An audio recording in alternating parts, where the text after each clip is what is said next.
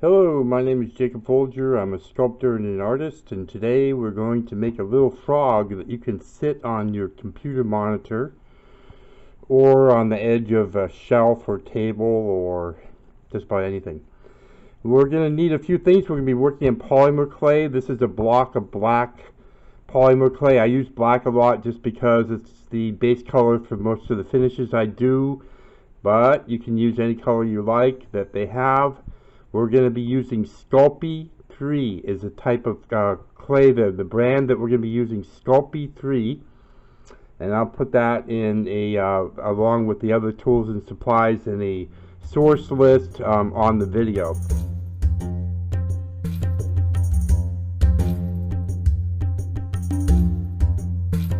Also, helpful things are maybe a sharp knife, like an X-Acto knife like this. Clay sculpting tools. They can be wood or plastic. You can get them in an art supply store like that. And a paintbrush is certainly helpful.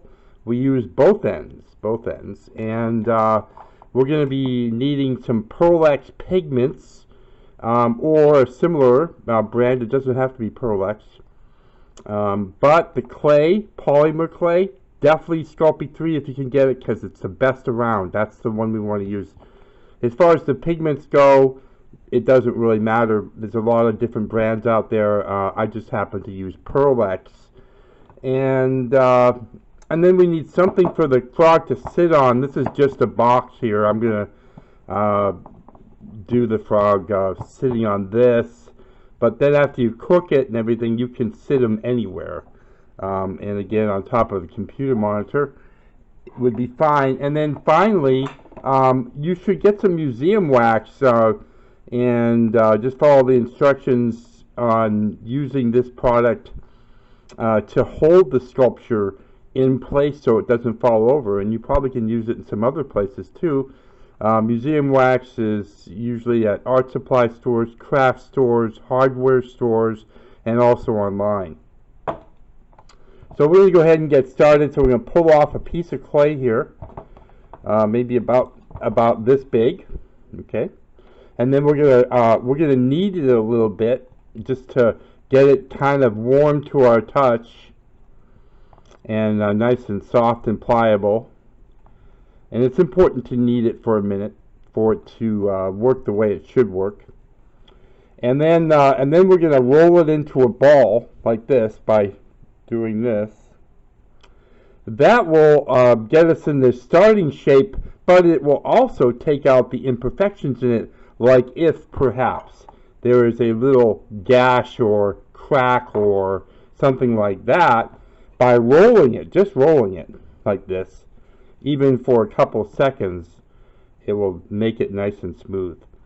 And then once we get it in that position, we're going to roll it to and fro just for a second, so it's like that, a little oblong shape. And now we're going to take our two index fingers like that, and we're just going to roll it like this, forming the shape of the neck, and then also at the same time the head, like that.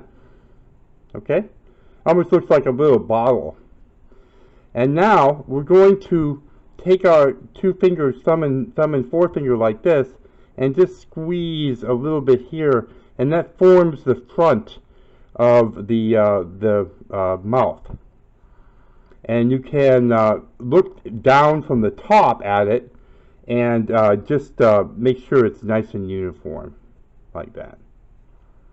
Now we're going to set the little frog there for a minute. We're going to take two small bits of clay, and we want to roll two balls that are exactly the same size. So you roll them out a little bit first, and then you hold them up to each other, and you make sure they're the same size. And if they're not, take a little bit off, one or whatever, and get it to the, roll it again. And then you want them to be exactly the same size. Okay, these are going to be the eye casings for the frog, and you just basically put them on top like that,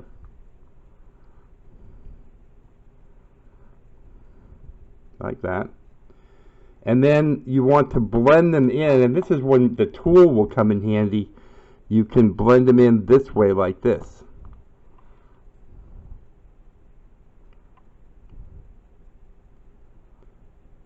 All the way around.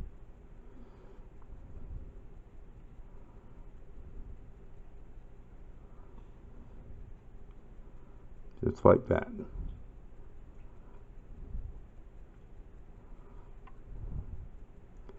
And you can, if you press slightly on the little scratch marks that you made by blending it like that, that will make it smoother. So just blend it all the way around.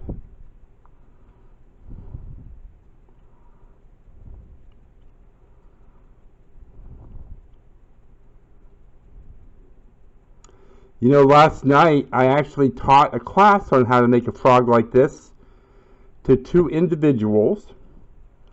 The class was roughly a half-hour long, and they each made a frog, like similar to what this design is.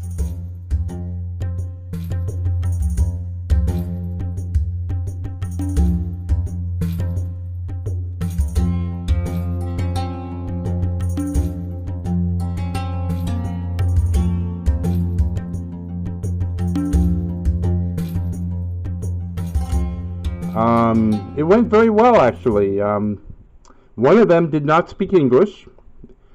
She's from Romania. And the other one was speaks a little bit. Well, he speaks good in English, and he translated for us. And his nickname is Makoto, and her name is Gabriella. And it was actually all done, the class, on Skype, using Skype, and Makoto and Gabriella were in Romania while I was in Washington, D.C.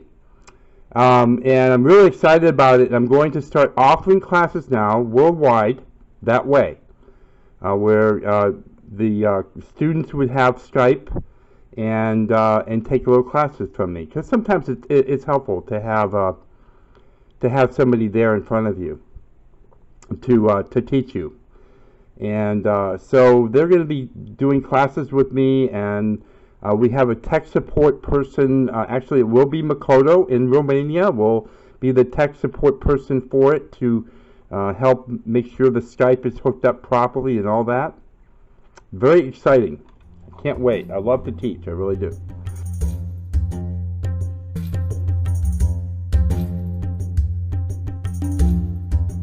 So, okay, so now we have the eye casings on there, and we're going to now take a tool. You can use a tool like this, wood tool like this, or you can use a paintbrush, the back end of a paintbrush, and we're going to create little eye sockets. And all you do is just press into the clay. You don't need, it doesn't need to be very deep, but we do need to kind of make you know, the indentations in there for the eyeballs, where the eyeballs are going to go. Like that. So it looks like that. And then we're going to need 2 more balls. We'll put him out of the way for a minute here. And we're going to need 2 more small balls for the eyeballs. And they need to be about the same size to fit into the eye sockets. And you can, before you put them in, you can size them. You can hold them up to the eye, or you know, put them in, just set them in there a little ways, and see how they look, like that, and like that. And you want them sticking out a little bit. Frogs' eyes do bulge a little bit, and for this frog, it would be probably you know, a good look. But you don't want to like cram them in there. You don't want to push real hard.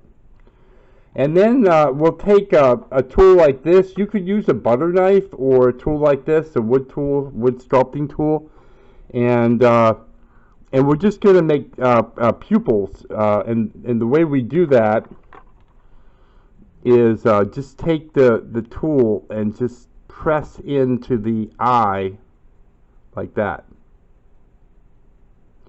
And you want to do that in the same place on the other eyeball. Like that.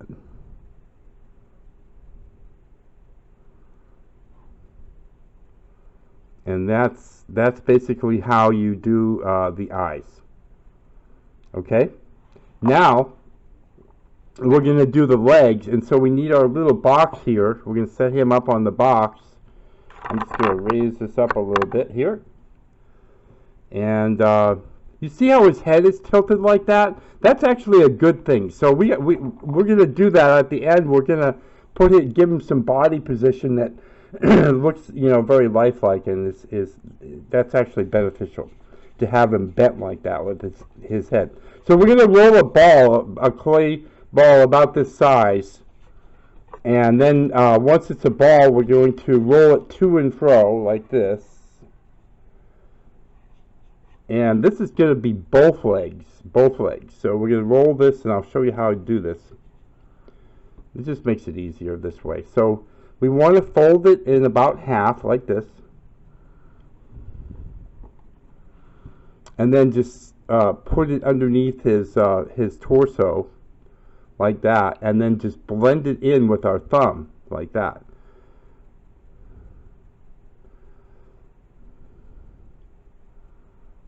And that will be fairly sturdy in the polymer clay. If you were using another type of clay, it might not be. It might crack or dry and crack or be brittle when it dries. We're going to take a small tool and blend it in here in the front, like that. And then we just sit him on the box, and you can like bend one leg down like this, and then maybe like you could cross this leg like that if you wanted to, and then bend out his feet. So like just bend it a little bit to get his feet to be defined. Is that cute? Okay, like that. And then you definitely want to slide him off there so he's not stuck on there. You also could put a piece of paper in between, because you definitely don't want him stuck on there, like wherever you're sticking him. Okay. And then we're going to make the arms. The arms are made separately from one another, and not like the legs. So you roll a ball, and then you roll a noodle like that, and then adjust it to the size you need or whatever, and you can break it off, and then just put it in place here, where his arm would come out of his torso. And I'm just gonna put it like that for now, and then I'll make another one.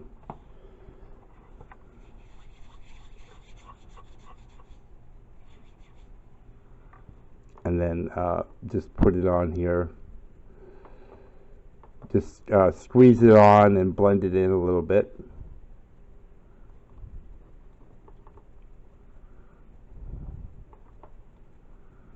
There we go.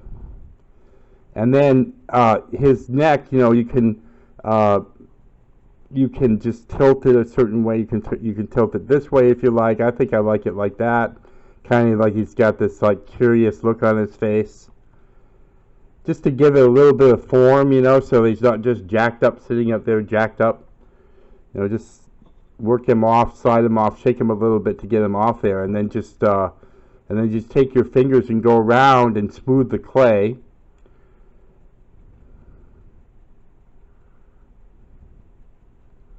And just take your time and go around and get him nice and smooth.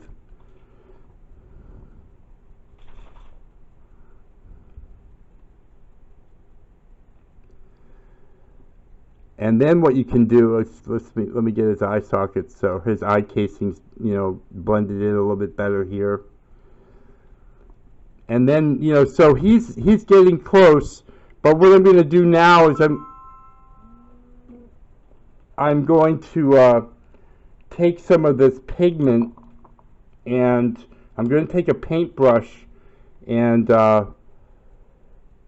just to give you a demonstration of how to do this, I'm just going to take some of this this pigment and just brush it on him. This is green here,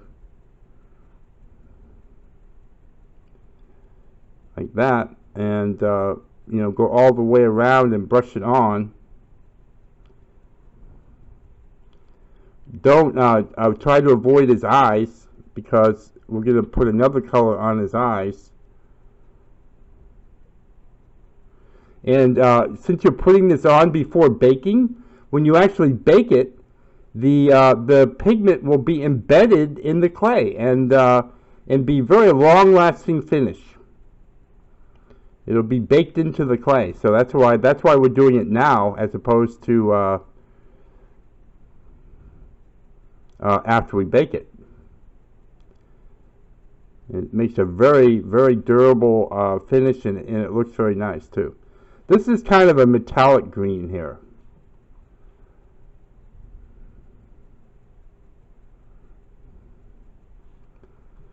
So if you're interested in class, you know, a class by Skype, let me know. Just send me a message or send me an email or something, and let me know. And it's very affordable. I'm mostly doing it because I like to do it, not because it's, you know, a business proposition or something like that.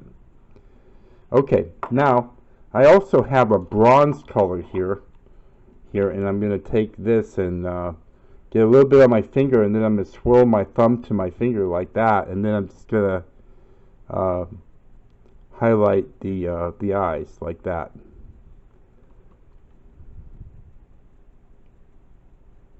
And I'm going to include some pictures of the frogs that my students in Romania made yesterday too, so you can see those.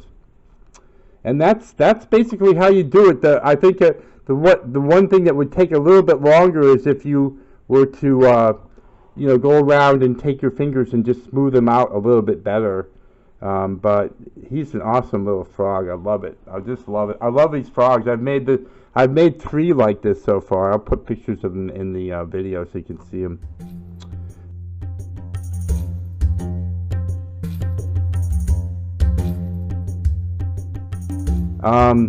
So again, my name is Jacob Folger. I hope you liked this video. If you did, please click on the like button. If you have any questions or comments, please leave a comment. I'd love to hear what people think and say. And if you have a question, let me know. If you have a question about the Skype classes around the world, art classes around the world, let me know. I'll be happy to give you some information on that. And if you like content like this, I have way over 350 videos, nearly 400 now, on all kinds of how-to things for sculpting, doing art, all kinds of things, even dog training and other things too, but mostly art. And I do appreciate you watching. And oh, you do want to bake this in the oven. Follow the instructions on the packaging, and bake it in the oven, and then enjoy. And put them on your computer or set them somewhere. I'm sure you'll enjoy them. And thanks again for watching. Have a great day. Bye-bye.